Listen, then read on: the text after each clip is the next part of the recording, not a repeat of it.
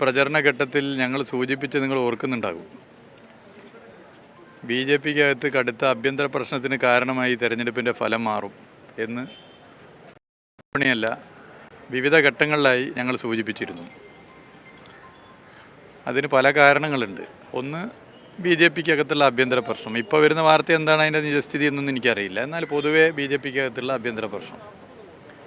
രണ്ടാമത്തേത്, കേരളത്തിൽ B J പിക്ക് വേണ്ടി പ്രവർത്തിക്കുന്ന സാധാരണ പ്രവർത്തകരിൽ ഉത്തരം കിട്ടാത്ത ചില ചോദ്യങ്ങളുണ്ട്.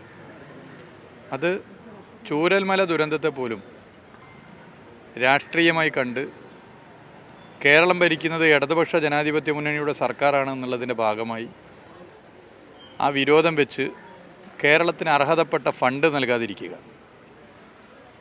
ഇത് എങ്ങനെ ന്യായീകരിക്കാൻ പറ്റുന്ന പ്രശ്നമാണ്? ചൂരൽമല ദുരന്തത്തെ അതിതീവ്ര ദുരന്തമായി കണക്കാക്കണമെന്നുള്ള കേരളത്തിൻ്റെ അഭ്യർത്ഥന സ്വീകരിക്കാൻ തയ്യാറാകാതിരിക്കുക. ദുരന്തത്തിന് ശേഷവും മറ്റു പല സംസ്ഥാനങ്ങൾക്കും വലിയ നിലയിൽ ഫണ്ട് നൽകി ദുരന്തങ്ങളുടെ ഭാഗമായി. അത് നൽകുന്നതിന് ആരും എതിരല്ല, മനുഷ്യരാണ് അവിടെയും ഫണ്ട് നൽകണം. എന്നാൽ കേരളത്തിന് മാത്രം നൽകാതിരിക്കുക. ഇത് ബി ജെ പിയിൽ പ്രവർത്തിക്കുന്ന കേരളത്തിലെ പ്രവർത്തകരിലും ബി ജെ പിക്ക് പരമ്പരാഗതമായി വോട്ട് ചെയ്തിരുന്ന വോട്ടർമാരിലും കടുത്ത രോഷം ബി ജെ പി ദേശീയ സംസ്ഥാന നേതൃത്വത്തിനോട് ഉയർന്നു വരുന്നുണ്ട്. അത് സ്വാഭാവികമാണ്. പിന്നെ ഇടതുപക്ഷ സർക്കാർ ഒരു ബദൽ നയം ഉയർത്തിപ്പിടിച്ച് മുന്നോട്ട് പോകുന്ന സർക്കാരാണ്. കേന്ദ്രം ഭരിക്കുന്ന ബി ജെ പി സർക്കാരിന് ബദൽ നയം ഉയർത്തിപ്പിടിച്ചിട്ടല്ല കോൺഗ്രസ് ഭരിക്കുന്ന സംസ്ഥാന സർക്കാരുകൾ പോകുന്നത്. രണ്ടുപേരും ഒരേ നയമാണ്,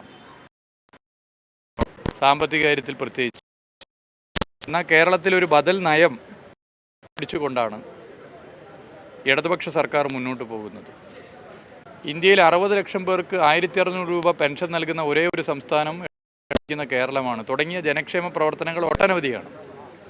ആ കേരളത്തിന് അർഹമായ ഫണ്ട് കേന്ദ്രം നൽകാതിരിക്കുക, വായ്പാ തുക, ഗ്രാൻഡ് ഇനത്തിൽ തുക വർദ്ധിപ്പിക്കാതിരിക്കുക തുടങ്ങിയ നിലപാടുകൾ സ്വീകരിക്കുമ്പോൾ അത് ബാധിക്കുന്നത്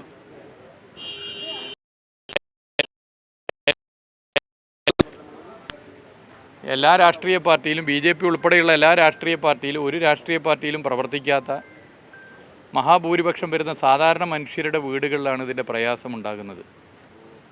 ഇതിലും ബി ജെ പിക്ക് പരമ്പരാഗതമായി വോട്ട് ചെയ്യുന്ന വോട്ടർമാരിലും ബി ജെ പിയിൽ പ്രവർത്തിക്കുന്നവരിലും ബി ജെ പിയുടെ സംസ്ഥാന നേതൃത്വവും കേന്ദ്ര നേതൃത്വവും എടുക്കുന്ന തെറ്റായ നിലപാടിൽ പ്രതിഷേധം വരുന്നു. ദുരന്തത്തെ നിസ്സാരവൽക്കരിച്ച് അത് കേവലം 3 വാർഡിലെ ദുരന്തമാണെന്ന് പറയുന്ന ദേശീയ നേതാവ് ഉൾപ്പെടെ എടുക്കുന്ന സമീപനം ബി ജെ പിയിൽ പ്രവർത്തിക്കുന്നവരിൽ കടുത്ത അതൃപ്തി ഉണ്ടാക്കുന്നു. ഇതാണ് കണ്ടുകൊണ്ടിരിക്കുന്നത്. ഇതൊക്കെ മനസ്സിലാക്കിയിട്ടാണ് പാലക്കാട് ബി ജെ പിയുടെ സ്ഥിതി ദയനീയമായിരിക്കുമെന്ന് ഞങ്ങൾ നേരത്തെ പറഞ്ഞത്. ബി ജെ പിയുടെ സംസ്ഥാന നേതാക്കന്മാർക്ക് പോലുമില്ലാത്ത ആത്മവിശ്വാസം ബി ജെ പി പ്രവർത്തകർക്ക് അവിടെ നൽകിയത് പ്രതിപക്ഷ നേതാവാണ്. പ്രതിപക്ഷ നേതാവാണ് അവിടെ പറഞ്ഞത് മത്സരം യു ഡി എഫും ബി ജെ പിയുമാണ് എന്നുള്ളത്. പ്രതിപക്ഷ നേതാവ് ഇടയ്ക്കിടെ മത്സരം പാലക്കാട് യു ഡി എഫും ബി ജെ പിയും, ഞങ്ങളും ബി ജെ പിയുമാണ് എന്നുള്ള വസ്തുതാപരമല്ലാത്ത കാര്യം പറയാനാണ് താല്പര്യപ്പെട്ടത്. ഞങ്ങൾ അന്നേ പറഞ്ഞു മത്സരം യു ഡി എഫും എൽ ഡി എഫും തമ്മിലാണ്. ഇപ്പോൾ വോട്ടെണ്ണിക്കഴിഞ്ഞപ്പോൾ കേവലം 1000 ചില്ലാൻ വോട്ടാണ് ഞങ്ങൾക്ക് ബി ജെ പിയേക്കാൾ കുറവ്. ബി ജെ പിയുമായിട്ടാണ് യു ഡി എഫിൻ്റെ മത്സരമെന്നുള്ള കോൺഗ്രസ് നേതാക്കന്മാരുടെയും തുടർച്ചയായ നിലപാടാണ് ബി ജെ പിക്ക് നഷ്ടപ്പെടാൻ സാധ്യതയുള്ള ഒരുപാട് വോട്ട് പാലക്കാട് ബി ജെ പിക്ക് വരാനിടയായത്. അല്ലെങ്കിൽ ഇതിലും ദയനീയമായിരിക്കും ബി ജെ പിയുടെ സ്ഥിതി. 3ാം സ്ഥാനത്താകുമെന്ന് മാത്രമല്ല, ബി ജെ പി ഒരു 30,000 വോട്ട് പോലും പിടിക്കാത്ത പാർട്ടിയായി പാലക്കാട് മാറുമായിരുന്നു. ബി ജെ പിയെ കൈപിടിച്ച് സഹായിച്ച് രക്ഷപ്പെടുത്തിയത് കേരളത്തിൻ്റെ പ്രതിപക്ഷ നേതാവും കോൺഗ്രസ് നേതാക്കന്മാരുമാണ്. ഇത് ഞങ്ങൾ നേരത്തെ പറഞ്ഞ കാര്യമാണ്. ആ കാര്യങ്ങളാണ് ഇപ്പോൾ ഓരോന്നായി പുറത്തു വന്നുകൊണ്ടിരിക്കുന്നത്.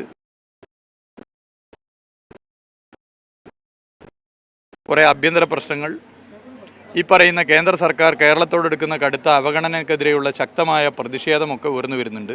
ബി ജെ പി ആകെ പ്രൊട്ടക്റ്റ് ചെയ്യുന്നത്, വോട്ട് വർദ്ധിക്കാൻ ഇടയാക്കുന്ന നിലപാട് സ്വീകരിക്കുന്നത് പ്രതിപക്ഷ നേതാവാണ്. കേരളത്തിൻ്റെ പ്രതിപക്ഷ നേതാവിനെ പാലക്കാട്ടെ ബി ജെ പിയെ നാണക്കേടിൽ നിന്നും നാണക്കേടിലേക്ക് താഴ്ന്നു പോകുന്ന ബി ജെ പിയെ സംരക്ഷിക്കാൻ സഹായിച്ചതിന് BJPയുടെ രക്ഷാധികാരിയാക്കണം എന്നുള്ളതാണ് പൊതുവെ എല്ലാവരുടെ ഇടയിലുള്ള അഭിപ്രായം. പുറത്തു വരുന്ന വിവരം അനുസരിച്ച് അതായത് കെ സുരേന്ദ്രൻ രാജ്യസന്നദ്ധത കേന്ദ്ര നേതൃത്വത്തെ അറിയിച്ചിട്ടുണ്ട്.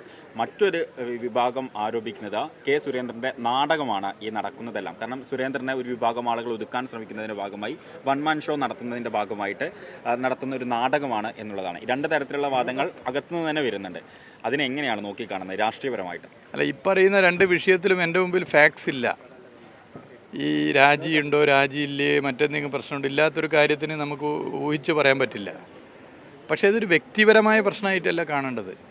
BJPയുടെ ആരെങ്കിലും പ്രസിഡന്റ് മാറി വേറെ ആരെങ്കിലും പ്രസിഡന്റ് വന്നാൽ പരിഹരിക്കപ്പെടുന്ന പ്രശ്നമായോ അതല്ലെങ്കിൽ BJPയിൽ രണ്ട് ചേരിയുണ്ടായി അതിൻ്റെ ഭാഗമായി സംഘർഷമായോ അല്ല കാണേണ്ടത്. ഇതിനെ കാണേണ്ടത് ഒരു നയവും നിലപാടുമായിട്ട് ബന്ധപ്പെട്ടാണ്.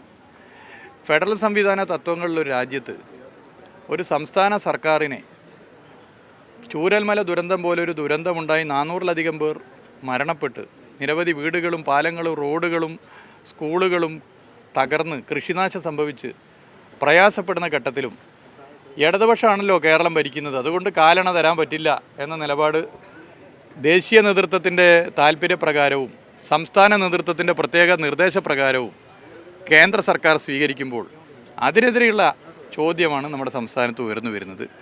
അത് സ്വാഭാവികമായിട്ട് ഇനിയും ശക്തിപ്പെടും. BJPക്ക് പരമ്പരാഗതമായി വോട്ട് ചെയ്ത വോട്ടർമാരിലും കേരളത്തോട് കാണിക്കുന്ന ഈ കടുത്ത അവഗണനയിൽ പ്രതിഷേധം വരും. BJPയുടെ രക്ഷാധികാരിയായി പ്രവർത്തിക്കുന്ന പ്രതിപക്ഷ നേതാവിനെതിരെ UDF-നകത്തും ശക്തമായ പ്രതികരണം ഉയർന്നു വരും. പാലക്കാട് വിജയിച്ചതിന് പിന്നാലെ കൗണ്ടിംഗ് സ്റ്റേഷന് പുറത്ത് SDP പ്രവർത്തകർ മുദ്രാവാക്യം വിളിച്ച് ആഘോഷ പ്രകടനം നടത്തിയിരുന്നു. അത് റിപ്പോർട്ട് ചെയ്ത പേരിൽ റിപ്പോർട്ട് ടീമിലെ റോഷിവാളിനെതിരെ കോൺഗ്രസിൻ്റെ ഭാഗത്തു നിന്നൊക്കെ തന്നെ വലിയ രീതിയിൽ സൈബർ ആക്രമണം നടക്കുന്നുണ്ട്. അതിനെങ്ങനെയാണ് കാണുന്നത്?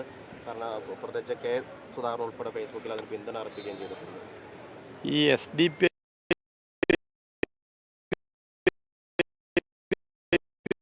അതിൻ്റെ ഏറ്റവും വലിയ ഉദാഹരണമാണ് ഇതൊക്കെ. ഒരു ഭാഗത്ത് എല്ലാം നഷ്ടപ്പെട്ടു പോകുമെന്ന് കരുതുന്ന BJPക്ക് ഓക്സിജൻ നൽകുന്ന രക്ഷാധികാരിയായി പ്രതിപക്ഷ നേതാവ് പ്രവർത്തിക്കുമ്പോൾ മറുഭാഗത്ത് SDP ഉൾപ്പെടെയുള്ള സംഘടനകളെ എല്ലാ നിലയിലും കൈകോർത്ത് അവർക്ക് ഗുഡ് സർട്ടിഫിക്കറ്റ് നൽകുന്നവരായി കേരളത്തിലെ UDF നേതാക്കന്മാർ മാറുന്നു. ഇതാണിപ്പോൾ കണ്ടുകൊണ്ടിരിക്കുന്നത്. ഇരുമതവർഗീയവാദത്തെയും പ്രോത്സാഹിപ്പിക്കുകയും ശക്തിപ്പെടുത്തുകയും ചെയ്യാനുള്ള നിലപാടുകളാണ് പ്രതിപക്ഷ നേതാവിൻ്റെ നേതൃത്വത്തിൽ UDF നേതാക്കന്മാർ സ്വീകരിച്ചുകൊണ്ടിരിക്കുന്നത്.